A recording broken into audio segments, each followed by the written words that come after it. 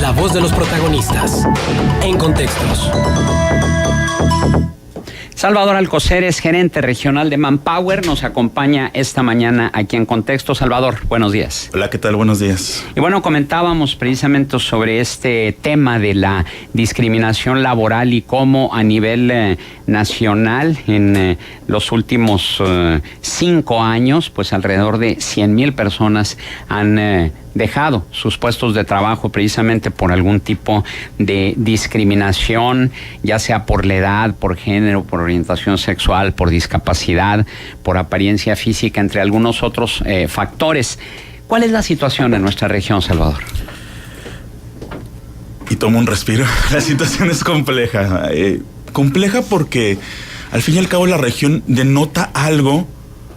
Precisamente, aunque pareciera que nosotros estamos más ligados todavía a la cultura fronteriza o la cultura de Estados Unidos, sí el retraso en materia de inclusión laboral es un factor en el que México está muy retrasado de por sí, a comparativa global, a comparativa mundial. Y creo que cada sector de las personas que incluyen este mundo laboral tiene su particularidad, ¿no? Revisando los estudios que tiene Manpower en temas distintos de inclusión laboral, por ejemplo, los jóvenes manifiestan tener su principal discriminación en que ellos, por la falta de experiencia, no pueden accesar a una oportunidad. Las mujeres, por ejemplo, detonan que no existen oportunidades de trabajo flexibles que les permita compaginar la parte de su vida laboral con su vida personal, y esto les impide a su vez desarrollar escalafones de carreras hacia puestos directivos o gerenciales. Las personas adultas mayores, aunque pudiera ser una determinante, y ni siquiera los adultos mayores también, ¿no? Gran parte de la población a nosotros nos ha tocado en el día a día, que nos dicen, o que de repente hablan para preguntar, ¿pero aceptan personas mayores de 35 años? Ni siquiera te estoy hablando de un adulto mayor, sino te estoy hablando de un rango de edad que pareciera que muchas empresas todavía se niegan a ver la parte productiva que tiene todavía una persona a determinada edad. Esto en Coahuila es importante porque al fin y al cabo es un motivo de ley, ¿no? En donde les exigen a las empresas como tal que hoy en día se eliminen esas prácticas discriminativas de edad, de género, y principalmente estas dos, ¿no? En cuestión de una publicación de una oferta de trabajo. Y creo que si hoy en día nos vemos a redes sociales, a ver los portales en donde publican empleos, desde Facebook, desde Twitter, desde LinkedIn, desde el periódico, desde portales tan grandes, ajá, seguimos viendo esa gran determinancia en empresas de la laguna, pero habrá en que donde ver, está delimitando la parte, habrá que ver ¿verdad? El tipo de empleo, ¿sabes? Creo que la cuestión es que no podemos determinar también en el tipo de empleo, precisamente al ofrecer la oportunidad, no podemos delimitar, decir, ¿sabes qué? Es hombre o mujer, es de 18 a 30 años. Voy de acuerdo con la perspectiva de que tenemos que ver a lo mejor alguna cuestión de experiencia, ¿no? Evidentemente no vas a poder a lo mejor abrir un puesto gerencial a la parte de una persona de 20 años, no lo descarto, de que haya alguna claro, persona muy capacitada o alguien en desarrollo, pero por ejemplo lo vamos viendo, ¿no? En una cuestión de minas, en donde tienes una responsabilidad directa sobre la supervisión de seguridad de los demás, pues es vital la parte de la experiencia, y esa experiencia no la tienes a través de tantos años precisamente que te van en el mercado. Pero ¿qué me dices, por ejemplo, de las maquiladoras? ¿Sí? O de los empleos donde tienen horarios quebrados y donde hay gente que tiene que trabajar, por ejemplo, durante la noche. Yo conozco muchos ingenieros que en las plantas automotrices, sobre todo, tienen luego turnos de noche. Para eso se necesita juventud. Ciertamente que aguantar turnos de noche no es cualquier cosa. Digo, me van a decir, y bueno, los veladores que siempre han existido, que han trabajado durante toda la noche, generalmente son personas adultas, de mayor edad. Pero también hasta eso ha venido cambiando, ¿no? Los requerimientos. Sí, claro. Y yo creo que también en este tema las empresas tratan de evaluar precisamente a los candidatos, ¿no?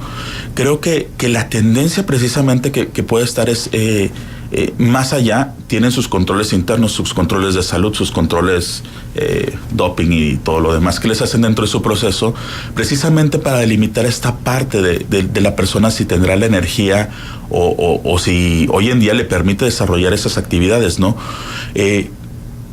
Dato que me llama la atención precisamente, que yéndonos un poquito más allá de lo que pasa precisamente con este entorno de las encuestas laborales que comentaban, es dentro de las mismas organizaciones pareciera de repente que las políticas se quedan en una parte de papel y no hacemos esa parte de integración a la cultura laboral global.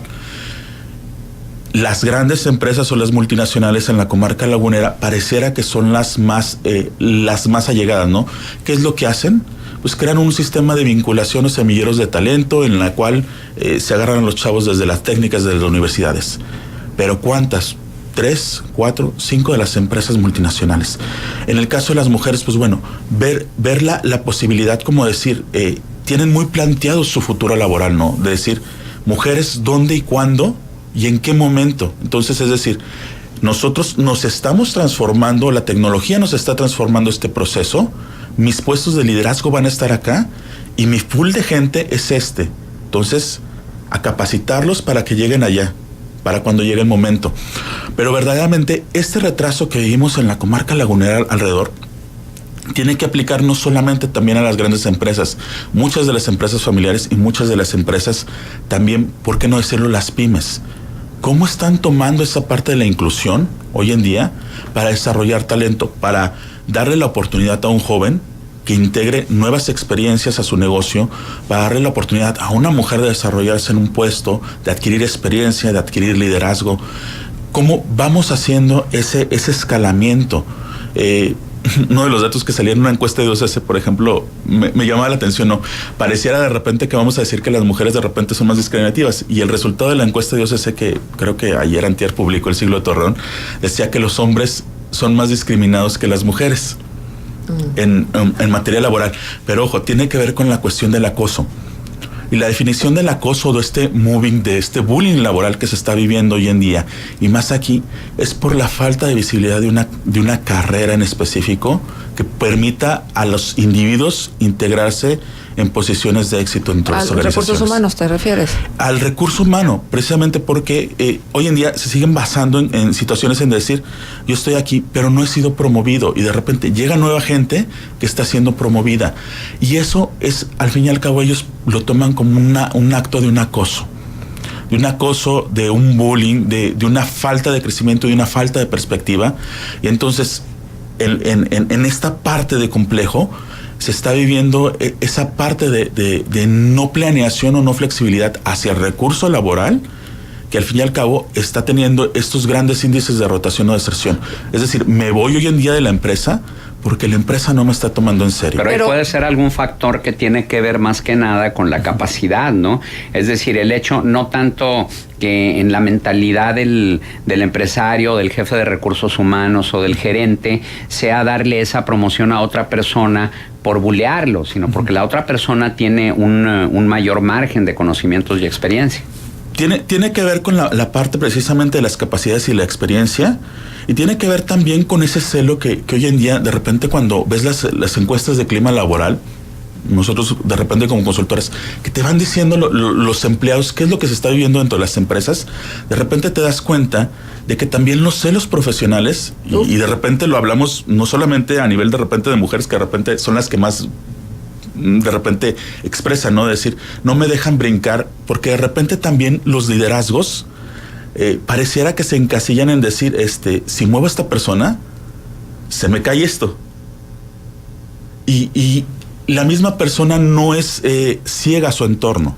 Entonces, sabe precisamente que de repente esos liderazgos mal enfundados dentro de la organización impiden y frenan también el crecimiento de las personas. Sí, me queda claro que una parte es la autocapacitación y la autogestión, y la otra parte también es esto. Entonces, muchas de las empresas que hoy en día hacen esta variación de los climas laborales, de cómo estás tan a gusto de trabajar, qué hay para ti, parte de los empleados, la queja frecuente es esto, ¿no? Si bien la parte del salario siempre es una de las razones que salen en estas tendencias, la parte de la falta de crecimiento también es esto. Tenemos que compaginarnos y decir, ok, me queda claro que tú tienes 20 años en la empresa y me queda claro que a lo mejor no has ascendido por parte de la capacidad, pero entonces, líder y recursos humanos, ¿qué estás haciendo para fortalecer a ese empleado y que pueda brincar al siguiente nivel? Pues y no enclaustrarlo ahí, porque enclaustrarlo al fin y al cabo significa rechazar las oportunidades de crecimiento que pudiera tener alguien. Pero cada empresa tendrá sus condiciones distintas. Así es. O sea, no todas las empresas tienen la posibilidad de escalar y de movilidad y de ascensos y de tal. Hay muchas organizaciones que son muy horizontales y que entonces es prácticamente imposible esto de los ascensos, pero hay otras maneras de estimular a los trabajadores para que los trabajadores tengan sobre todo eso, la motivación, porque si los sueldos, como están en el país en general, no son suficiente motivación, pues tiene que haber otro tipo de motivaciones para que haya esta gana y estos deseos. Que creo que también esto es muy importante, sobre todo las generaciones de los millennials que están ya yendo al campo de trabajo, que no necesariamente es porque no encuentren posibilidades de crecimiento, a veces es porque no desarrollan un sentido de pertenencia con la empresa, porque ellos lo que quieren es libertad, lo que buscan es poder moverse a su gusto. Todo esto que significaba disciplina y reglas muy establecidas dentro de las empresas, no conozco otra manera de que una empresa sea eficiente si no es con reglas y con disciplinas, pues muchas veces las nuevas generaciones están muy peleados con ellas. Exacto.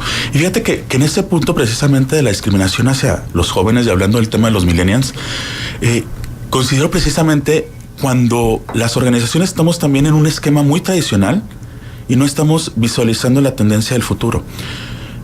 Hoy en día, por ejemplo, ese 60% de jóvenes que se siente rechazado de una oferta laboral a la que aplica, de repente parece las empresas como que voltean y te dicen, es que no tiene estabilidad laboral.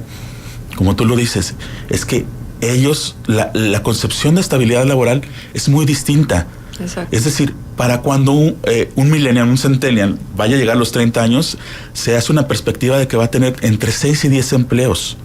Pero ellos lo ven por la capacidad de aprendizaje, ¿no? Aprendo, next, lo que sigue. No me lo puedes dar tú, pues bueno, lo busco en otra parte.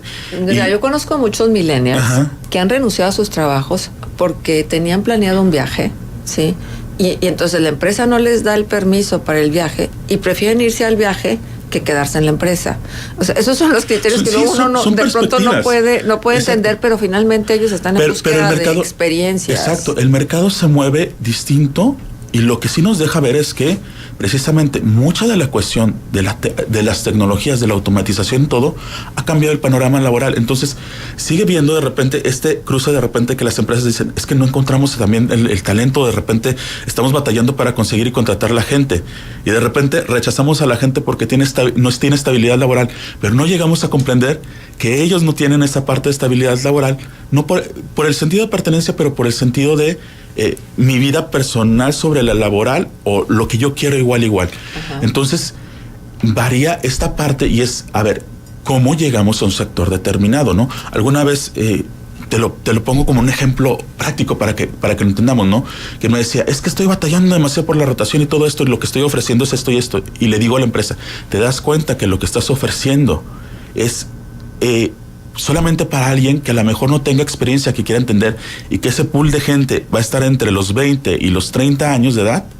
Y si tú estás buscando estabilidad, necesitas mejorar tu condición salarial para que los que tengan empleo activo puedan acceder a ello. Y necesitas aumentar tu rango de gente, ¿no? ¿Dónde vas a encontrar a ellos? Pues en gente que normalmente esté casada, a lo mejor que ya tenga familia, que ya tenga el sentido de pertenencia.